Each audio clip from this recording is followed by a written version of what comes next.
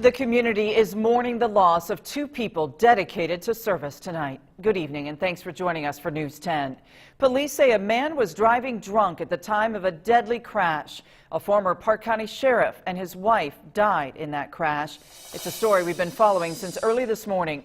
The collision happened late last night in Park County, south of Rockville. Police say a truck hit an SUV on U.S. Highway 41. We're told former Sheriff Michael Esslinger and his wife Darla were in the SUV. Their teenage granddaughter was driving the car. She was hurt in the collision. Police say the driver of the truck was Brian Robertson of Rockville. He is facing charges for driving while intoxicated. Robertson and a passenger were also hurt. Well, as we've mentioned, the Esslingers were both dedicated to service. News 10's Garrett Brown has more on their impact on the community. The news of the Esslingers' death has traveled across the state of Indiana. It hits especially hard for local law enforcement. Sheriff Justin Cole and many others from the Park County Sheriff's Office are shocked. Michael Esslinger was a colleague and a close friend. I know I'm still taking it in. Most of the staff, the current staff, had served under Mike. Basically everybody knew him in the county, knew Darla also.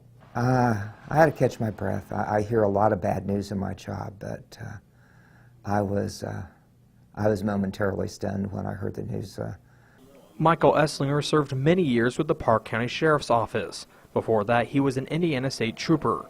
He also was the executive director of the Indiana Sheriff's Association. He was a friend of most everyone.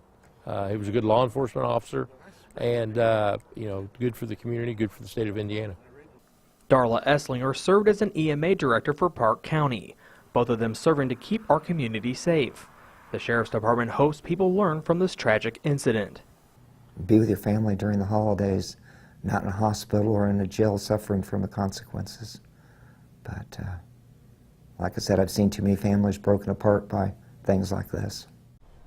The Park County Sheriff's Office says the Esslingers will be deeply missed. We have not been told any funeral arrangements at this time.